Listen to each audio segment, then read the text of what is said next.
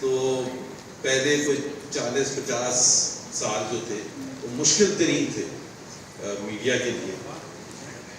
P T V کے لیے نہیں تھے. پی ٹی وی تو ظاہر ہے بڑا زبردست. وہ میر شکیل الرحمان کا ایک دفعہ میں انٹرویو پڑھ رہا تھا تو انہوں نے کہا کہ پی ٹی وی ایسا تھا کہ لالو کھیت میں فائرنگ ہو رہی ہوتی تھی باہر محلے میں, اور پی ٹی وی خبریں آپ اندر بیٹھ کے سن رہے ہوتے تھے تو ایسے لگتا تھا کہ سکون ہی سکون ہے.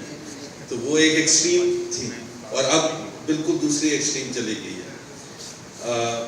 بٹ ان ٹوٹیلٹی اگر ہم دیکھیں تو آئی تھنک میڈیا کو بہت ہی مشکل وقت سے گزرنا پڑا, اور مشکل اتنا کہ جیلیں بھی ہوئیں کاٹی اور کوڑے بھی پڑے صحافی برادری کو. اور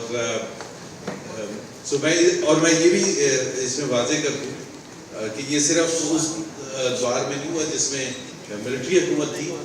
ایون ڈیموکریٹک گورنمنٹس میں جس طرح ذوالفقار علی بھٹو جب تھے تو 1971 دسمبر میں وہ آئے اور 77 تک تھے. اگر آپ وہ پیریڈ بھی اٹھائیں تو زبردست مشکلات تھیں. بہت سے اخبارات بند ہو گئے, تھوڑا سا کچھ لکھتے تھے, مطلب میرا خیال ہے ماحول ہی نہیں بنا تھا ڈیموکریسی کا.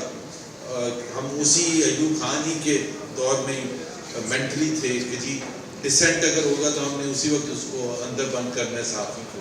اور پھر 80s میں ظاہر ضیاء الحق آئے, اور پھر آئی تھنک اگر ہمیں ریئل کریڈٹ دینا پڑے گا صحافت کو آزاد کرنے کے حوالے سے, first executive was prime minister Junejo, جنہوں نے میرا خیال ہے بہت سی چیزیں کی.